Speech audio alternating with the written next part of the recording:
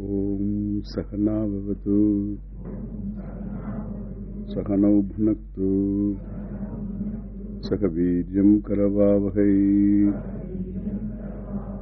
Tejasvinavadhitamastu Ma Vidvishavahai Om Shanti Shanti Shanti.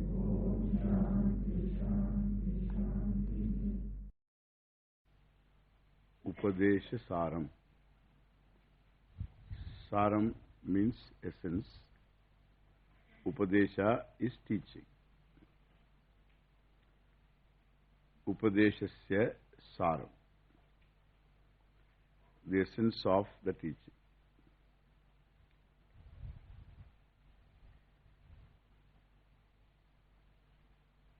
This is a short work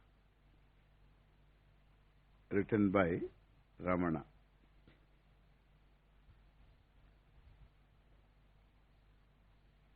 It contains a few things which are very useful to anybody, especially the first few verses.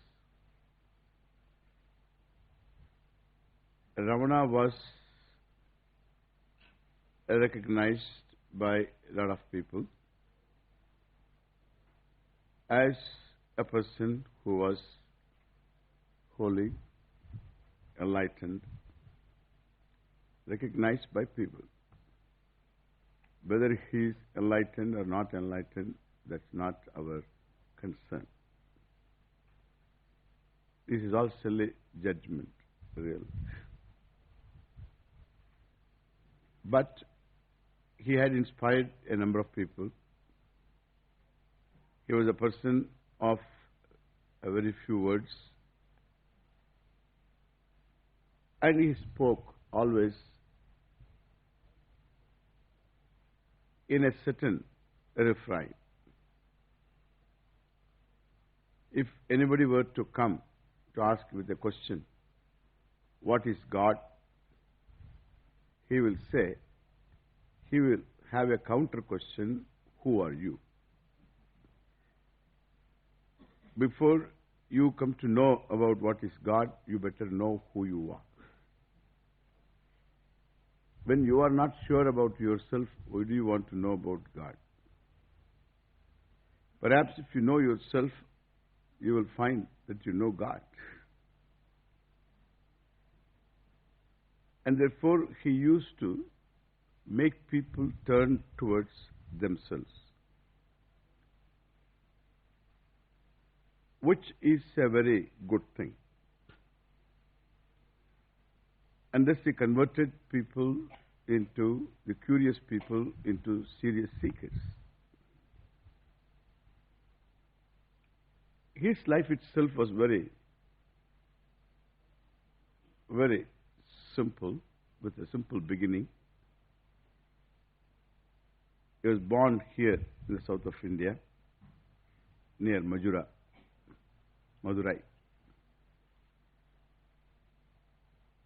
And he, as an youngster, well, he was going to school.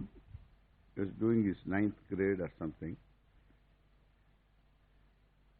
And he had enough knowledge, it looks to me, about what a sadhu is, what for is a sadhu. Both he seemed to know. There is no way of not knowing. So growing up in the culture, and especially in his days, there were a lot of sadhus, wandering sadhus. Even as I grew up, in our villages, we used to see these sadhus coming. And sometimes talking something nice also. So we had seen, all sadhus may not talk much, but some sadhus did talk. And we used to hear a few things. We all knew what a sadhu was and what he was looking for. And so he had some knowledge about all this. The account is that about his life, that he experienced death at one time. It looks to me that he was perhaps curious about death. Perhaps he wanted to experience death, or he had the experience of death. He called it experience of death. He didn't die. He called it an experience of death. That's purely his own calling it. And experience was that he could resolve his ego, his ahankara. Now suppose a man lies down, closes his eyes, and he wants to decimate himself. He wants to disappear. What can he do? He has to turn his attention towards himself, the subject, the pramata, the subject. As long as the subject is there related to the object, he will not experience death because he is there very much. And so he has to disappear. So in order to disappear, that was his teaching all his lifetime. So in order to disappear, he had to pay attention towards himself. There is a source of this aham, this I sense. So he wanted to find out the source so that the aham will go. That is death. And that is the definition of death that he had. It's called vinasha. He called it also, here also is going to call it vinasha. And he had certain experience. So this experience, what they call nirvikalpa, experience, it's the same thing alone. And naturally that experience, he liked it. And he wanted to do it again. He wanted to go through the same experience. Any experience which is inviting experience, you always want to have it again. And therefore he used to sit to get back the same experience. And of course it will come or it will not come, but he would attempt. His older brother, who was a practical man, and he one day told him that if you want to sit and meditate, then why do you stay at home? Why do you study? Why do you go to school? Just scolded him. He thought that's a message. And so he left. He was to pay his school fees. And he took this money and he asked somebody. Then what occurred to him was that he should go to Tiruvannamalai. Why of all places Tiruvannamalai? Because Tiruvannamalai was famous in Tamil Nadu, even today. On this particular day, a lot of people converge at Tiruvannamalai. There is a festival, Jyoti festival. So I remember even from our villages, people used to go to Tiruvannamalai for this Jyoti festival, very common name in those days especially. And so for this festival people go, perhaps he heard this Tiruvannamalai before, and that occurred to him, I should go to Tiruvannamalai. Maybe some reason, some prarabdha, whatever. So Tiruvannamalai was the place which occurred to him. And he asked somebody, where should I get down, how to go to Tiruvannamalai? He got some idea. And then he bought the ticket, the rest of it. We found out what was the price for the ticket, that much money he took out of the school fees, understand? And then the rest of the money he left and wrote a note also. That this is going. This is going. Idu pogirathu. That's a typical Tamil style of sadhu talking. Sadhu in Tamil Nadu will not say the regular pandarams if you ask them when they come. When did you come? He will say, Idu vandadu. That's a style. Idu vandadu. Sami appa vandadu. Sami varade. Sami kuda varade. Means he is coming. So he will always talk in third person. The first person will not come anywhere. The aham. Aham will not come. And that's the style of talking, sadhu's way of talking. How do you become a sadhu otherwise? And therefore, especially these days when every other fellow is wearing this cloth, so it is very difficult. Here, in Tamil Nadu, the people who go to Ayyappa wear these clothes. And the people who go to Palani wear these clothes. There is one Melamarvattur is another place is there, then people wear these clothes. And therefore, there is no question. And they wear these clothes for a few days and then give it up also. So it is how to really prove yourself to be a sadhu. You change your language, change something. The style of talking, etc. is a little different. Maybe it is helpful too. It's not that. It is not helpful.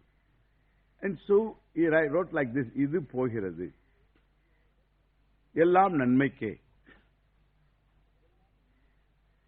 Everything is for good. This is going and everything is for good.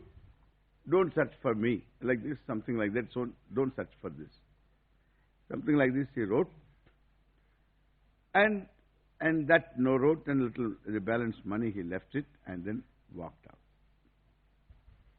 He went to Thiruvannamalai. He got down from this train.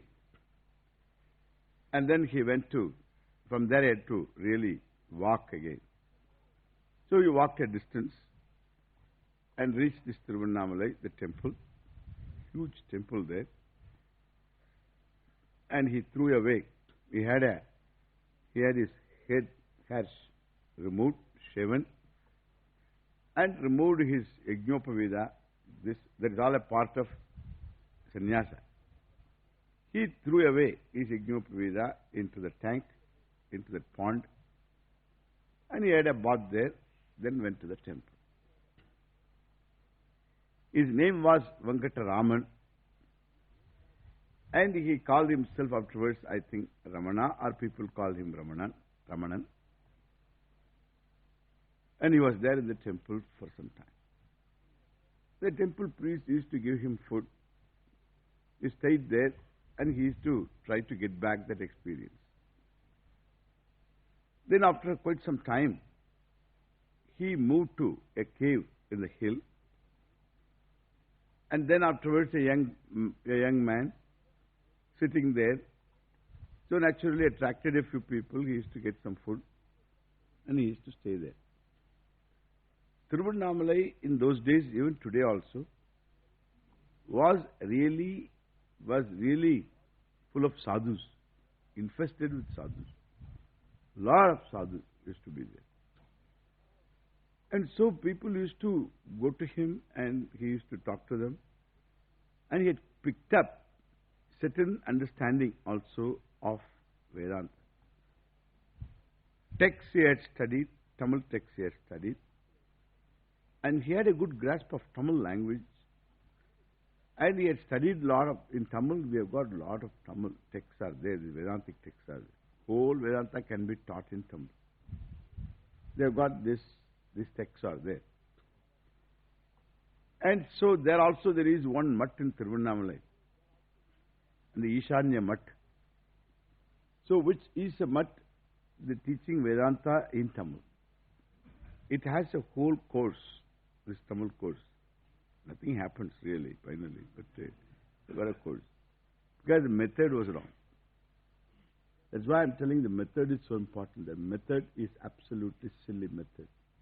And therefore it doesn't work. The method has to be correct. But the text and all that is clean, absolutely clean. So they have the whole Vedanta Shastra in Tamil. So thus we have, he had heard enough of Vedanta. And he had already a mind that shows, if you can dismiss your ahankara experientially, that means you have a certain mind. So that mind was very useful for him to understand. He grasped the whole Shastra from what he has written. And also what he has written, a few things alone he has written. And those things reveal also a certain limitation in the sense of Shastra, how it has got to be presented, a topic, how it has got to be presented. There I find that you have to really really interpret some of his statements, support and help, then only it becomes clear.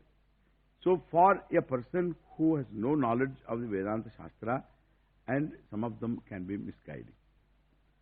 But otherwise, I found that that is because of his own not systematic study of the Shastra. People think that it is a privilege, it is a qualification not to study Shastra. The devotees of Ramana would be very happy to tell that he never studied books. That's not a privilege. That's not a qualification. They boast themselves that he was such a great man that he never studied a book and all that. In fact, it shows. And therefore, what I say, that's not a qualification really. Books are not books. Books are teaching. It is Upadesa. And therefore, we should not look upon this first as books. That itself is wrong. And first they look upon them as books, and afterwards they want to praise him, saying that he never studied the books. In fact, he had studied, and not in a methodical way with a teacher, but he had studied, he had enough satsang. And from what he says, it is very clear. And some of those statements are all very, very technical also. He has got some sat pratyayah kinnu vihaya santam and hriddesha chinta rahito hridakyaha katam smaramas tamameyamekam tasya smritis tatra dridhaiva nishta mrityunjayam mrityubhyashritanam aham matir mrithyumupaiti purvam atas swabhavat amruteshu teshu katam punar mrityu vakashaha arabhyate jiva jagat paratma tattvabhidhanena matam samastam. These are all verses which come from his own pen Tamil, translated into Sanskrit by another capable person. And there, he talks about, can there be a notion of existence, cognition of an existent object without the existence itself. Sat pratyayaha kinnu vihaya santam. That existence, what exists, that is common in all, invariable. That without that existence, can there be anything existent? What is existent is subject to birth and destruction. But then the existence as such is never destroyed. If the pot is destroyed, the clay is not destroyed, which lent its existence to the pot. And that this is not an ordinary thing. And therefore, this reveals the person has jnana. And at the same time, so here and there are verses which reveal a certain what you call denial of certain other factors. The pramanyam, what is pramana, and what the teaching is. So these things are all not well analyzed. And therefore they walk in. And so that is purely, that has nothing to do with the vastu. He has understood the vastu, that has something to do with the sampradaya. Therefore the sampradaya alone was missing. But the vastu, see, what he presents is very, very clear. And that means we should definitely give the benefit of doubt to the person as one who knew what he was talking about. And because that kind of verses you cannot write, otherwise he has the insight. And his life itself was like that. And he stayed there in one place, and his name became popular. A lot of people began coming to him, and then a huge ashram sprang up, and then his own mother came, and then his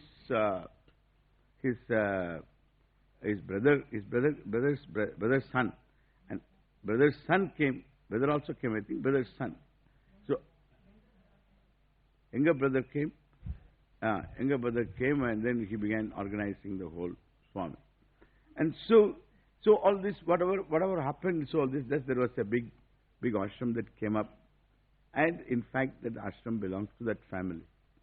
And there was a court dispute later, and then Ramana himself gave evidence that he said, I only sat here, they built it, so it belongs to them. The devotees claimed it belongs to them. And then it belongs to the family now. And so that's how it was decided. So there's a court case in this.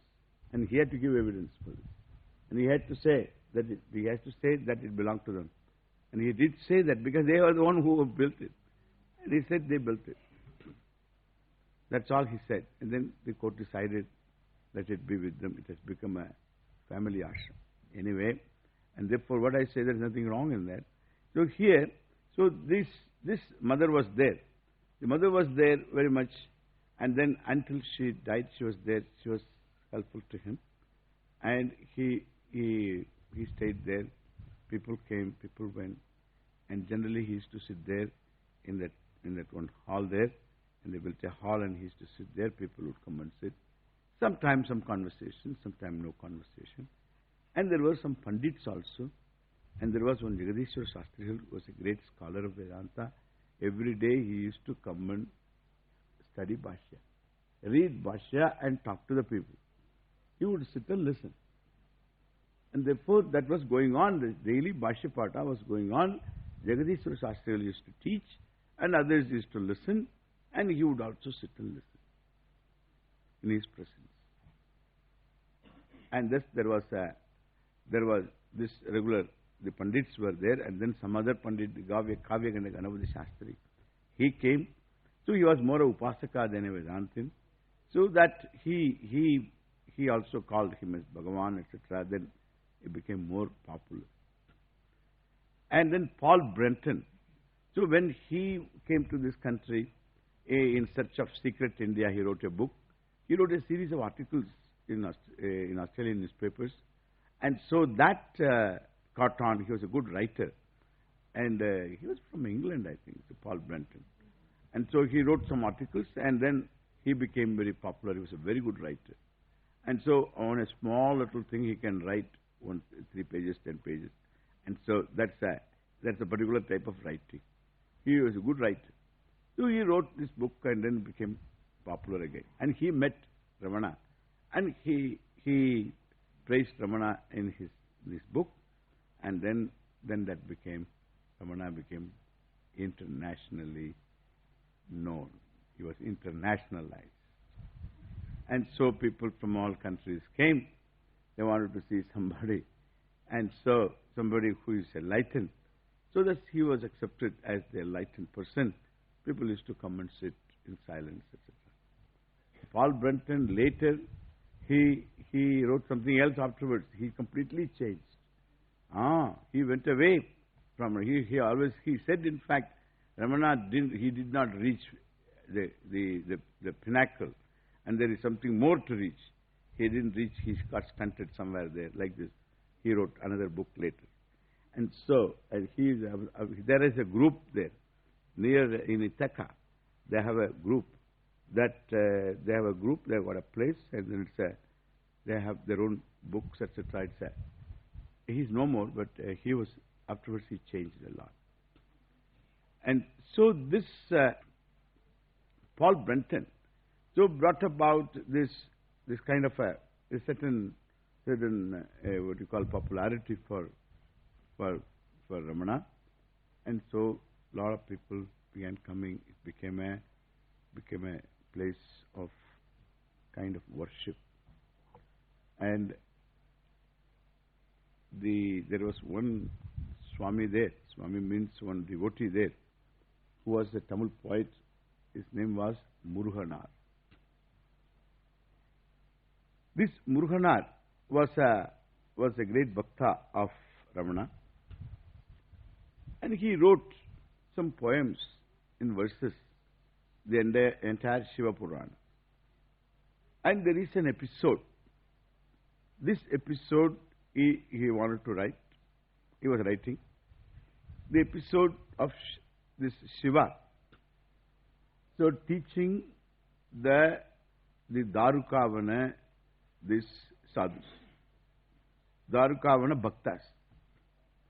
So these bhaktas in this vana, in this forest, they were grahasthas, and they were performing a ritual, very elaborate ritual. This ritual was meant for gaining some powers, Siddhis. Already some of them were powerful people. And so these Darukavana, these Grihasthas, were performing these rituals. And at this time there is a dialogue between Lord Shiva and Parvati. And Parvati says, why don't you go and bless them? They are all invoking you. And Shiva says, why should I bless these fellows again? They will ask for something more. Then why don't you teach them then? Why don't you teach them? What is what? What do they want? What do they seek? Why don't you teach them? Okay, I will teach them. So Shiva comes. On his way, he picks up Lord Vishnu also. And so he always goes along with him sometimes. And whenever it all depends upon the escapade. And so he picked up Lord Vishnu. And he asked Lord Vishnu to assume the form of a girl. And as a celestial girl. And you are supposed to go, Vishnu was told, and disturb these fellows, that's all. And you disappear afterwards, I will take care of.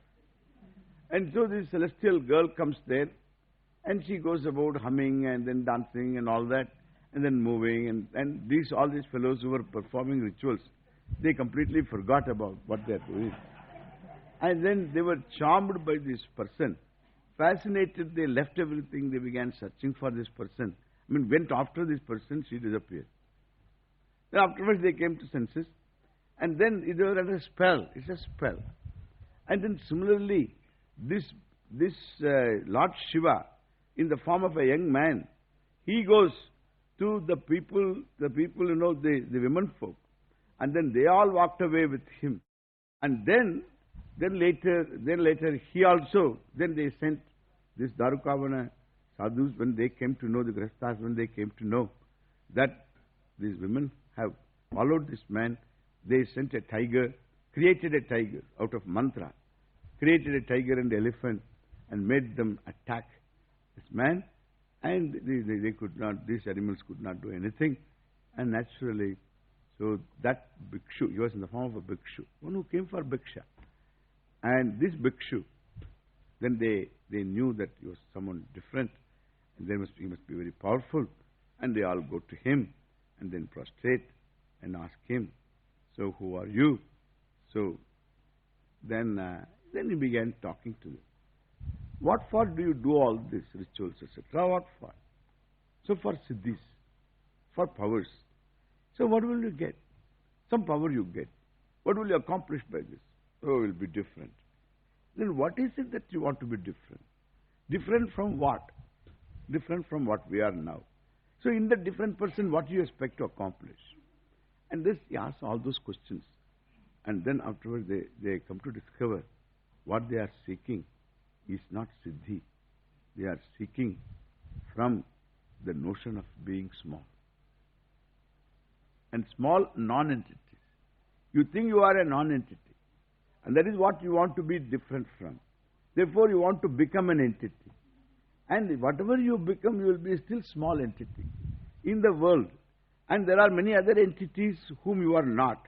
Who you are not, they are not. So you are not all of them. And therefore when you are not all of them, you are circumscribed. You are say, cut to size. So you will be still an entity. And you are not going to be all. And your love is to be all. Because you don't want to be small. And to be all means it's entirely a different thing altogether. It is not going to be a process. It is not a becoming process. Therefore you are all seeking moksha, really speaking. You are not seeking anything else. And this is the Purushartha Nishchaya with the help of the bhikshu. And the bhikshu, then they ask him, please, why don't you teach? And then the bhikshu so teaches these sadhus, and this teaching is the Upadesa. So up to this point, this Muruganar, the devotee of Ramana, had written in verses. And when this stage came, then Muruganar, he came to Ramana, read this, up to this point he read what he had written, and then requested him, now the Upadesha of Lord Shiva to these people, I want you to write. in essence. I want Bhagavan to write. They used to call him Bhagavan, so I want Bhagavan to write. And then he put a piece of paper and pen left nearby, and then expected something will happen. And then Ramana smiled, and then afterwards he wrote it in time. The night or whatever, he wrote 30 verses in Tamil. And these Tamil verses were the original Upadesa Saaram. Undi para, like this, there is Undi para, 30 verses. Then a Telugu devotee wanted him, because something new, 30 verses came from Ramana straight away, and nobody had, he had never talked much and never written. So he himself wrote 30 verses, means it became a big treasured possession of all the devotees who are always waiting for him something to say. And so written in his own hand, these 30 verses. And so they became a treasured, what you call, possession. And then this Telugu devotee asked him, one Yogi Ramaya, he requested him, why don't you write in Telugu? So he was good in Telugu in speaking, not in writing. He didn't know the script. But he repeated the same thing in Telugu verses he wrote. And then Telugu in script he wrote. And then they might have straightened it a little bit, and then whatever. There is a book available in Telugu. And similarly, there is a book available in Malayalam also. And then this was in Sanskrit at the request of Jagadishwara Shastrihal. So he wrote it in Sanskrit. And so the Sanskrit verses might have been straightened by Shastrihal, but whatever, we have these 30 verses. Understand? This is the written by Ramana, and this work. Then another one is the 40 verses. Ulladu 40. And that also a few verses that he had written here and there. So they put them all together. They asked him to write an introduction. He had composed verses now and then, some verses occasionally. And those verses were compiled. And he was asked to write an introduction to those verses, the compilation. And the introduction became the book. That is the 40 verses. And that was translated by Ganapati, Kavyakanda Ganapati Shastri, Ganapati Muni, in Sanskrit. And he was a good Sanskrit scholar. And he put them in very beautiful Sanskrit. And that is the 40 verses. Saddarshanam. And so this is the first, these are the two. And one is this Upadesa Saaram, the other is this 40 verses. And I introduced this really because, so first time when I came across this, I thought it is very useful. The first few verses especially are very useful for people to understand what is puja, what it is, all that. There is so much that is the religious aspect, and some techniques, some disciplines, etc. So I began talking this, then introduced in the courses that I conducted. And in fact, in every course I have done this 30 verses. And afterwards, then I had a discussion with the Ramanashram, some of the important people. So they didn't like, so my way of looking at these 30 verses, they said that what Ramana said is not Vedanta, it is something different. Therefore, I now don't talk about this text at all in the public anymore. I gave it up. I don't do that because they don't like that. Because they say that it is special teaching, it is his own something he has given. That is the bugbear for all of us. Say anything his own means that is what the red rack for all of us. So there is no his own or anything that is there.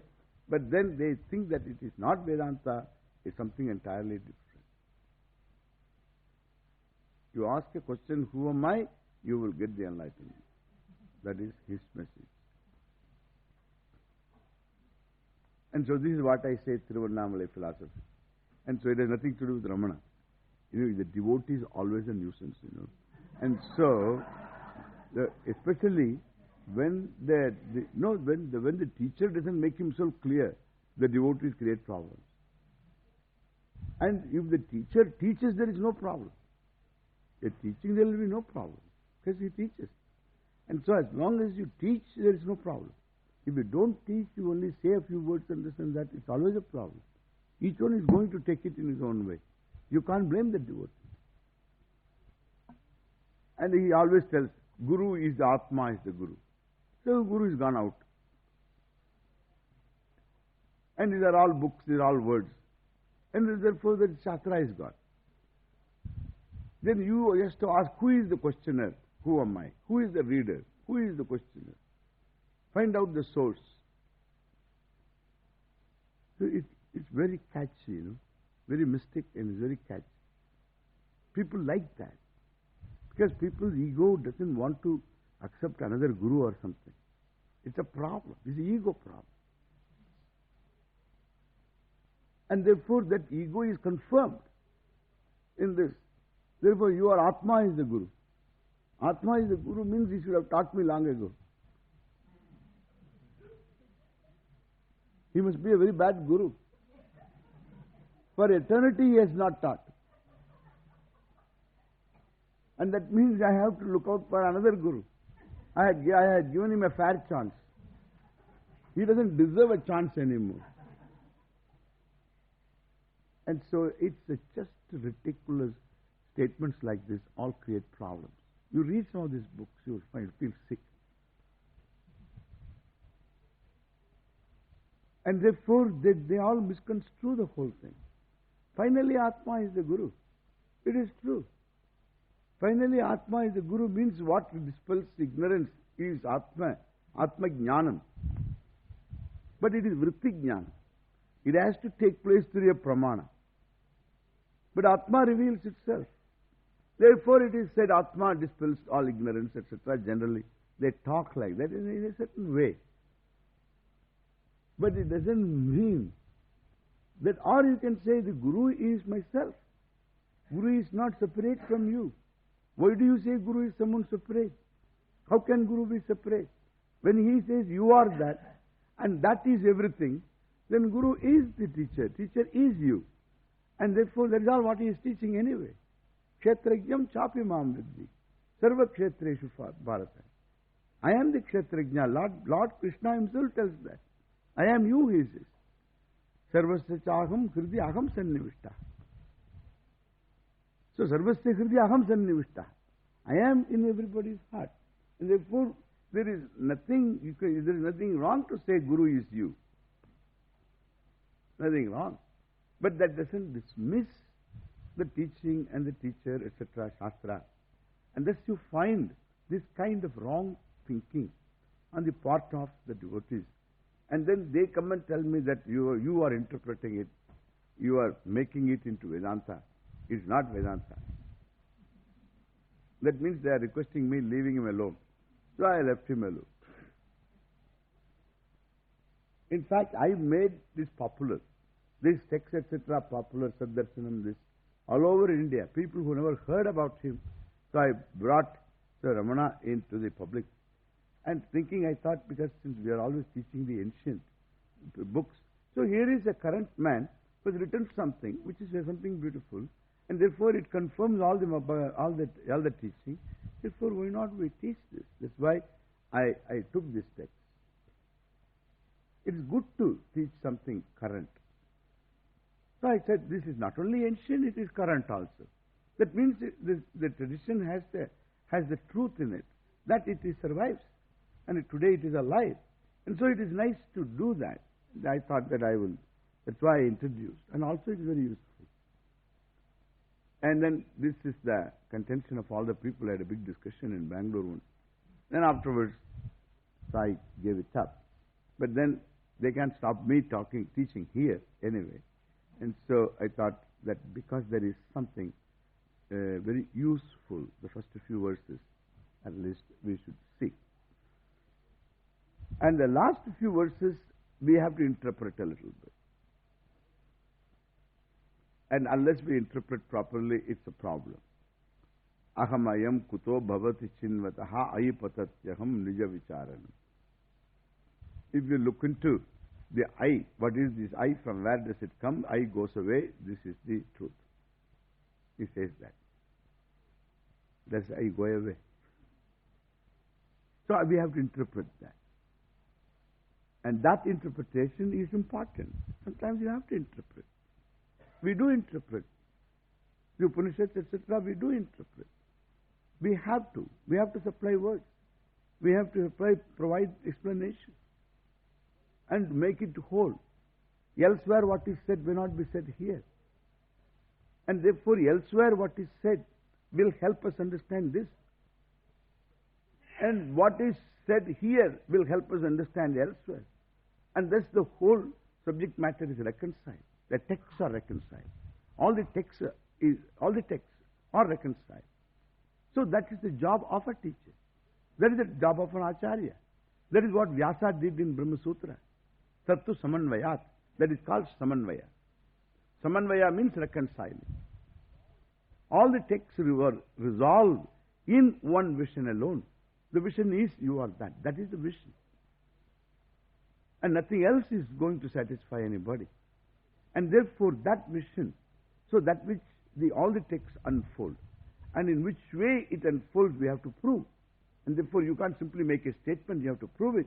And that proving is the analysis. It is called Mimamsa, the analysis of the words of the Shastra, which is done in Brahma Sutra. That's why it's a book of analysis. It's highly analytic. And therefore, so this is the job of a teacher. So providing an explanation is not anything outside our tradition, sampradaya. And so people really, the devotees have problems, you know. The devotees, because the devotees of people who are just blindly devotees. And then they say that he was an avatar. Who is not an avatar? According to Darwin, every one of us is avatar. Avatara means the one who came down. Definitely monkeys were on the trees. And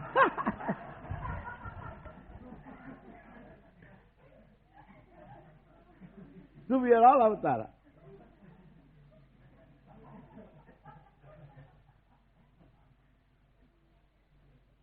This avatara vada is another vada which makes people mediocre.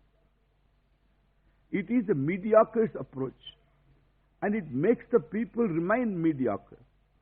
If I say Ramana was an ordinary mortal, he was like any one of us, and he became what he was because of his own vichara, his own inquiry, then that gives me a chance that I am also an ordinary person and coming from a village, a nobody.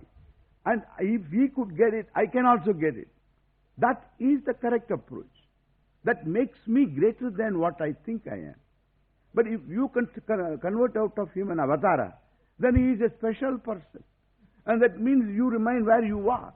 This avatara vada itself is a savior psychology. Again, it is a savior. You want to be saved, that's all, period. You want to be saved. And therefore, the savior psychology makes people who had accomplished something, out of them you make avatars, and then you remain where you are, because that gives you a sanction to be what you are. Because he is an avatar special. That means you get a sanction to just think shallow and remain wherever, wallow in the shallowness. That's all this. This is an approach. And so they make out of, because this Lord Shiva avatar is Shankara, Lord Vishnu is Keshava, Krishna, etc., Vyasa, then one is left out. They find out who is left out. Then this is the avatar of Kartikeya, Subramanya. Avatar Pavan, Nalik Aratudara, Ganapati. So somebody will come. Ganapati avatar is yet to come now. So Yara Kunji Paricharla, Ganapati will come. And therefore what I say, so they found out this Skanda is left out. And this, he is avatara. Deify the person. And this is all, I don't know whether this is all meaning. But then, some people at least get some inspiration, it's all okay. Fine. I always accept everything finally, And so it's all fine. But then, so this is another Bada. He is avatara, he is Kanda avatara. He didn't study anything. Therefore, they have to prove that he didn't study and get it. Even Krishna went to the Rishi called Sandipani. Rama studied with Vasishta. What is wrong saying that he also studied with Mahatmas who came to them in a different way? What is wrong in that? No. He didn't study. That is the greatness.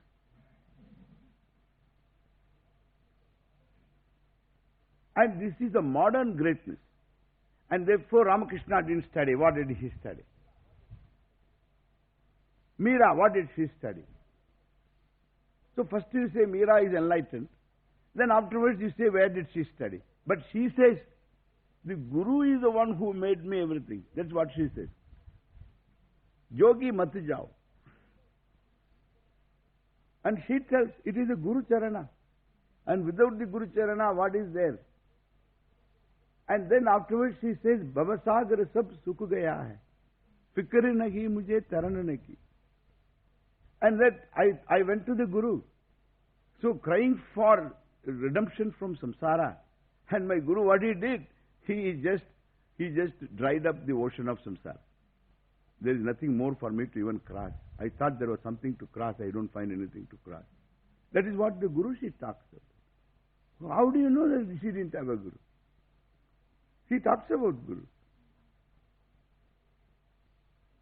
This is a big accomplishment. If you accomplish something without teacher, then you are wonderful. According to a tradition, if you get everything without a teacher, it is useless.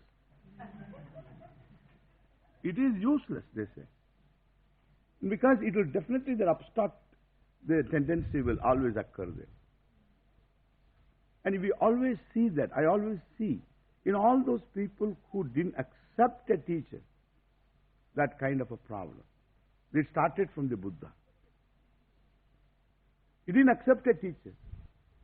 He might have studied from people, he didn't accept any teacher. And that shows. That shows in the teaching, therefore, so many schools of Buddha. One Buddha talked something and then there are so many schools. One fellow says he said that truth is zero. Another fellow says truth is flicker. Another fellow says it is zero, it is flicker. And another fellow says that he said the world is real. Another fellow says world is absolutely your thought creation. So like this. So each one has got his own concept. There is Yogachara and that fellow Hinayana, that Yana, all kinds of Yana. Vajrayana, Theravada. All from one person. Because he didn't teach properly. And he cannot, because he didn't accept a teacher. And therefore what I say, not that he was not enlightened or anything, I don't have anything to say about that. We have got only what he has taught. What is being said as he taught. Even that we don't know whether he taught it or not. Similarly, Jesus Christ. And so he taught whatever he taught, and he only preached. He didn't teach. He didn't have occasion to teach. He preached, and then we have got only gospel. We call it gospel. They are the notes of these fellows. And as he was talking, they were taking notes. Missing out all the nice, important words.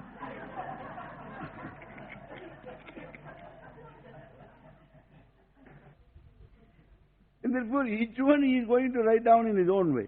That's why you have got so many gospels. Each one tells one thing. His gospel is a little different from the other fellow. That means his personal contribution is there. So that's all what we have. And so this is not a glory. That you don't have a teacher is not a glory. According to the tradition, a vidya without the teacher, vina guru is no vidya at all. And it shows. There was one Vainika. He was a great Veena person. And then this fellow said, I never had a guru. And that shows. That shows in your idiotic approach to the whole thing. That shows. That shows. Immediately that shows. You may have some techniques, skills, etc. It doesn't mean anything to me. Because it shows the person comes out in that. And therefore, this is not a glory. That you didn't have a teacher is not a glory. In fact, the glory is to say that I have a teacher. And that you can say it. That is your fortune to say that I have a teacher. And that is what our tradition is. And so that this is all. They try to make avatara out of a person. So whom we can relate as one of us, at the same time he is not one of us. So like that, that is how it has to be related. I mean, that one has to relate to a person like Ramana.